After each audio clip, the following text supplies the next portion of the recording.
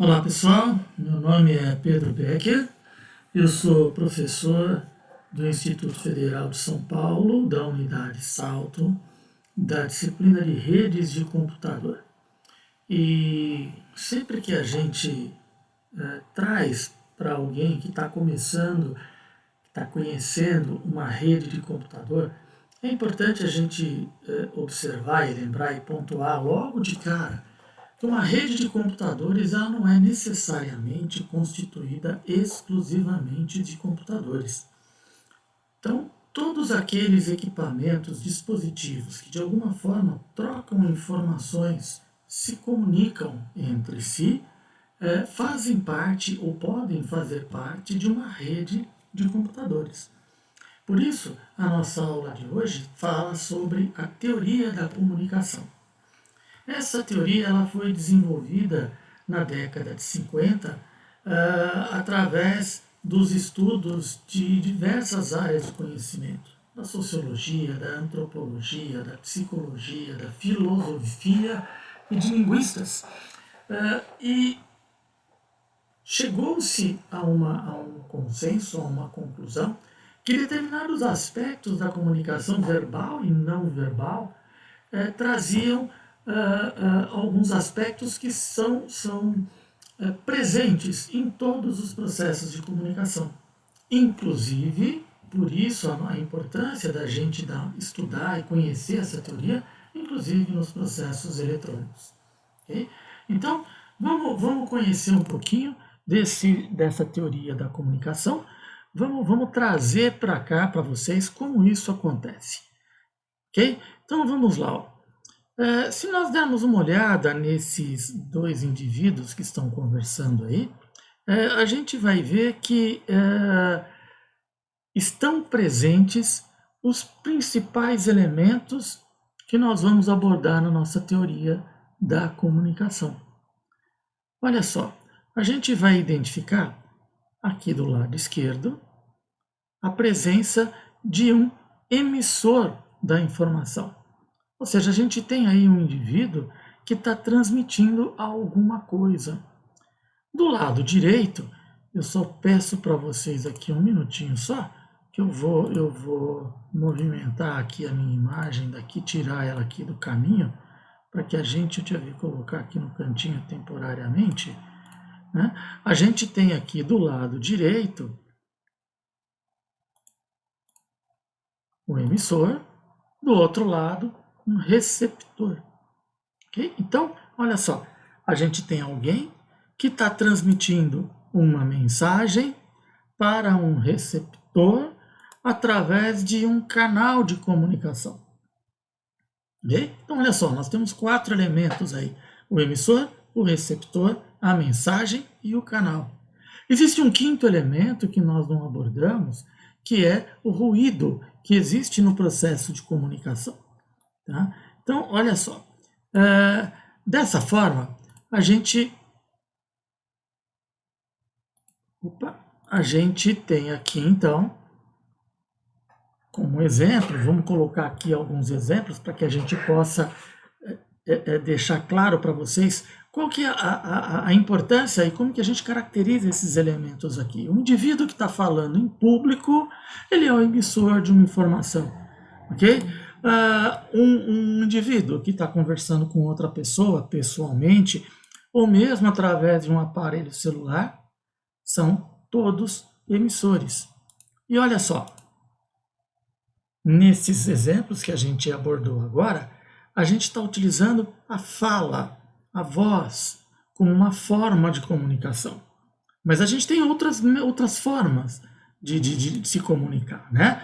Então, por exemplo, nesse caso, nesse que a gente viu nos 2 primeiros, o canal de comunicação é o próprio meio físico, o ar, através da vibração das ondas sonoras.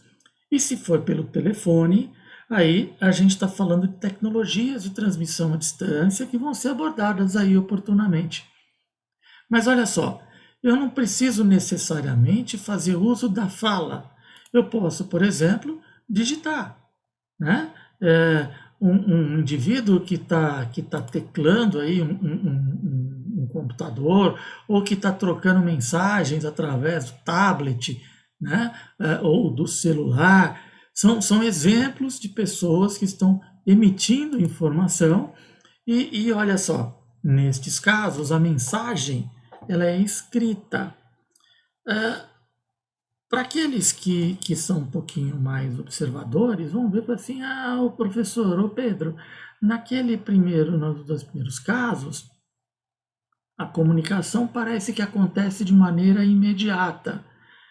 Desta forma, por escrito, ela pode ser imediata ou ela pode acontecer posteriormente, quando alguém for ler o e-mail.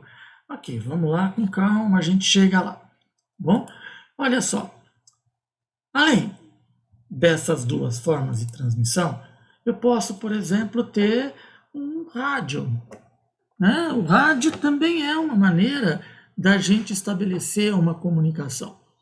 Existe uma emissora de rádio, olha, o próprio nome diz, que vai transmitir por ondas sonoras uma programação de música, de notícia, e a gente vai ter aí uma quantidade enorme de pessoas que vão estar lá sintonizando e ouvindo naquele determinado momento. Da mesma forma, a TV. A TV é um meio de comunicação, todo mundo conhece, dispensa maiores comentários. Mas olha só, a gente tem também as placas de comunicação. Deixa eu só tirar novamente a minha carinha daqui, só para a gente não ficar. Deixa eu diminuir um pouquinho. Ok, eu estou aqui no cantinho. Pronto. Olha só, as placas de comunicação também são formas de comunicação. A diferença é que o rádio e a TV, elas têm lá as emissoras, né? Estão transmitindo imagens, áudios, e no caso da placa de comunicação, ela está transmitindo uma mensagem permanente de forma escrita, ok? Mas olha só, e no receptor? Nós estamos falando sobre o transmissor. Então, por que a gente não falou ainda do receptor? É porque no receptor, dependendo da forma, dependendo daquilo, dependendo do nosso objetivo, a gente pode criar classificações para esses receptores. Vamos dar uma olhada aqui, ó. Se nós tivermos, vamos pensar aqui uma situação. Se o nosso receptor ele não for um indivíduo, mas um grupo de receptores, e esse grupo compreenda todos aqueles possíveis, ou seja, todos aqueles que estão diretamente conectados. Vamos pensar numa sala de aula. O professor está dando uma aula e a gente tem ali uma sala de aula. A mensagem que o professor está transmitindo, aquele conteúdo que ele está transmitindo, ele está sendo direcionado a todos os alunos. Então, a gente diz que esta forma de comunicação, ela é chamada de broadcast, ok? E aí a gente tem uma definição do que é o broadcast e um desenho pequenininho aí demonstrando um computador, um emissor, direcionando essa mensagem para todos os receptores possíveis. E depois, se vocês quiserem, dê uma pausa e dar uma lida aí com mais calma. Agora, eu posso direcionar essa mensagem não para todos, mas para um determinado grupo. Atenção, alunos que estão de recuperação, ou essa mensagem aqui só para aqueles que vieram de um determinado bairro, só aqueles que forem menores de idade, ou só as meninas, ou só os meninos que estão sentados lá no fundo, a sala do meu lado direito.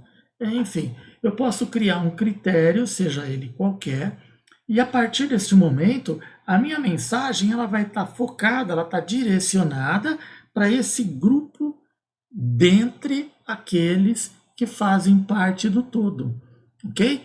Então, nesse caso, o tipo de mensagem que eu estou mandando, ela é chamada de multicast. Então, olha só, a gente tem aí um bonequinho mandando uma mensagem para aqueles que são coloridos nesse grupo aí, né? Novamente, a gente tem aí uma definição do que é multicast e lá um desenho dentro de uma rede de computadores, um deles está transmitindo a mensagem para um grupo seleto de computadores que fazem parte desta rede. Ok? Agora, eu também posso direcionar a minha mensagem apenas para um indivíduo. Eu estou falando um a um. É um unicast. Eu chamei, por exemplo, aluno tal. Ele vai olhar para mim, né? Ou eu estou dizendo, este conteúdo é para você. Esta mensagem é para você. Essa comunicação de um para um é chamada de unicast. Ok? Aí também está a definição de unicast, ok? E temos aí também um desenho demonstrando a transmissão do pacote de um conjunto de dados partindo de um computador com destino a um único computador. Tudo bem? Respira fôlego, vamos seguir. E quanto à direção da comunicação?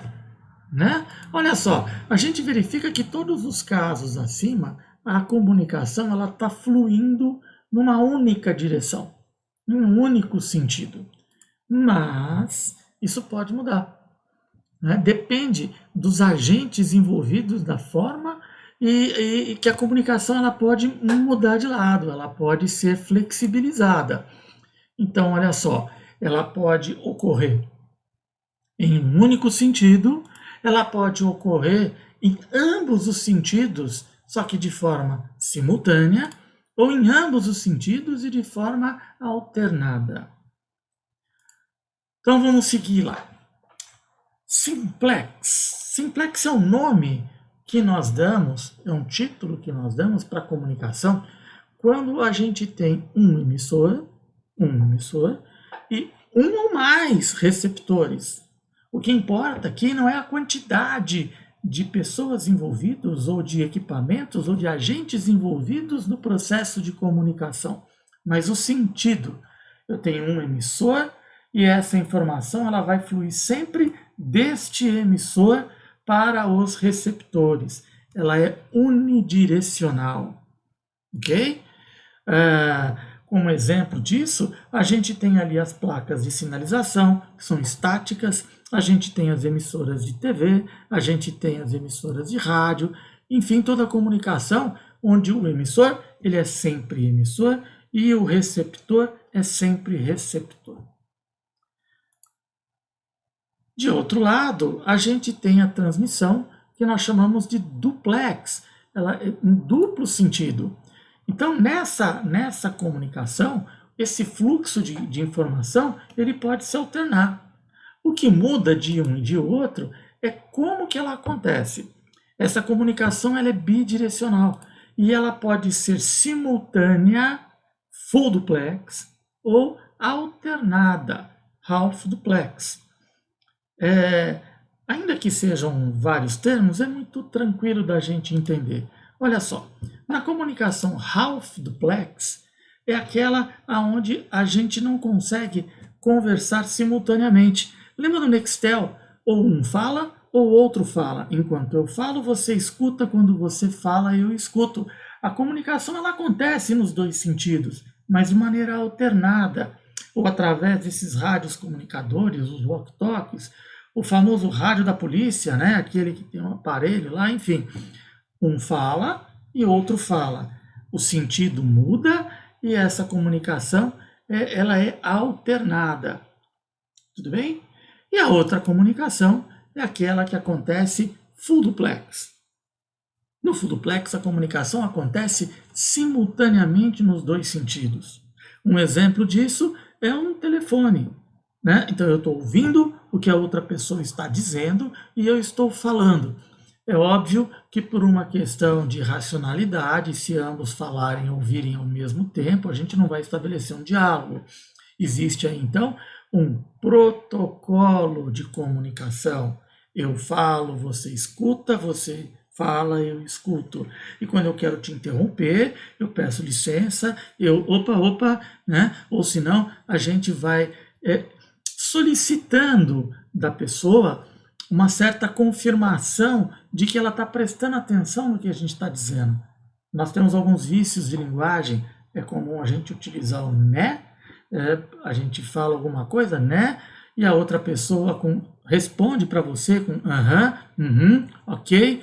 Ou seja, existe um processo de fluência na comunicação e a gente vê que ela acontece simultaneamente em ambos os sentidos. Ok? Pessoal, o que eu queria falar para vocês hoje é isso. Tá aí o meu e-mail, caso vocês queiram mandar alguma dúvida. Espero que tenham aproveitado essa aula e a gente volta logo logo, a gente volta mais para frente com mais conteúdos. Abraço!